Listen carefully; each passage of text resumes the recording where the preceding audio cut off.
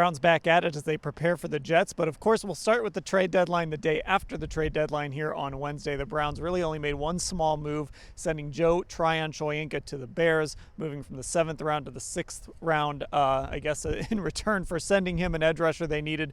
Mary Kay, a lot of relief in that locker room today, probably none more than David Njoku, who said he wants to be a Cleveland Brown for life. He's happy to be here. He used the word terrified yesterday. I think that was just kind of David being David, but obviously the tight end that has been here his whole career, very happy to still be a Cleveland Brown. Right. Well, everything that David Njoku does is big. So, of course, his reaction to not getting traded is going to be equally big.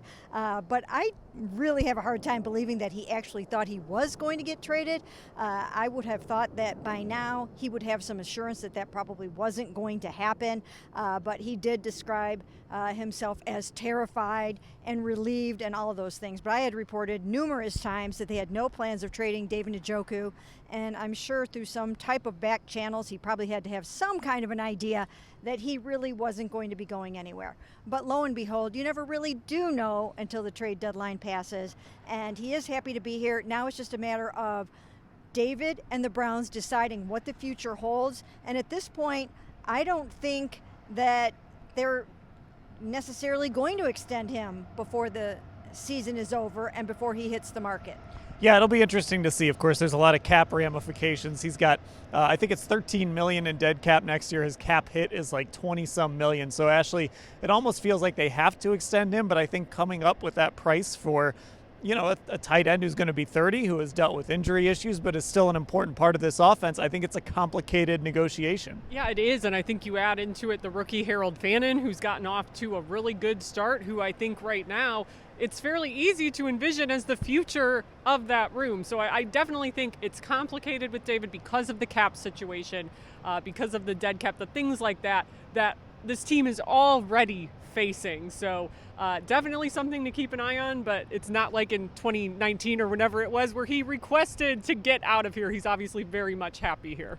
Now, Shedeur Sanders was back at practice today, still dealing with that back injury. He's expected to be limited in practice, but Mary Kay, when we were out here Monday, he wasn't on the practice field at all, so at least this is trending towards him potentially being back as QB2 on Sunday in New York. Yeah, Kevin Stefanski said he's going to let it play out over the next few days.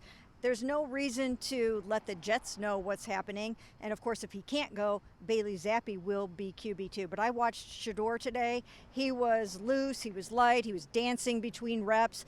He was throwing the ball with his normal velocity in those early drills. So it looks to me like it's trending in the right direction. It's just going to depend on how he feels on Friday, probably. Yeah, and of course, Ashley, him being a snap away, that just sort of ratchets up a little bit of the drama when we go to New York, a team that I think there were Jets fans that maybe wanted their team to draft Shedeur Sanders. So it just ratchets up a little bit more of the drama, I guess, as we go into this game. It does, and again, you have a 1-7 football team in the New York Jets who just had a fire sale with their best defensive players before the trade deadline, and a 2-6 team with the Cleveland Browns. I said this yesterday. I don't think there's going to be a ton of national intrigue or interest in this game, but really, the one person who can change that is Shedeur Sanders, so I expect he's going to continue to be talked about in the lead up to this one. Now, we talked to Jerry Jeudy today as well. It's obviously been a very frustrating season for him, but with the new play caller, Tommy Rees, Mary Kay, one of the things Jerry talked about is getting targets early. He didn't get targeted until late in that game against New England.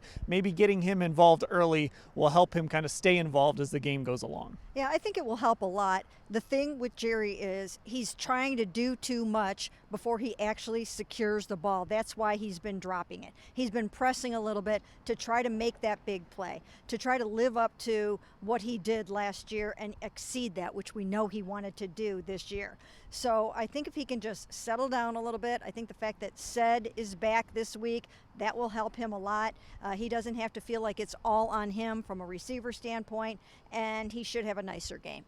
Yeah, and like Mary Kay mentioned, Ashley said coming back helps, and I think there's an adjustment too for a guy who's never really gone into the season maybe as wide receiver one. This is a different situation for him, maybe coming out of this bye, different play caller, different points of emphasis. Maybe he'll kind of get things going here in the second half. Yeah, it is a different situation, and you even think about his first year here last year when the season began. Amari Cooper was still that wide out one here, and Jerry transitioned into that role, but I do think it was different at the time, and I think Ced Tillman experienced some of that as well, where teams started to game plan for him more as the season wore on. And I think this year teams have really gotten to home in on Jerry, especially as the run game struggled early. Then they've kind of been able to zero in on both him and Quinshon Judkins. So somebody has to get free here soon, I think. Okay, we'll cover everything that happened here as the Browns prepare to face the Jets on Sunday, all at cleveland.com/Browns.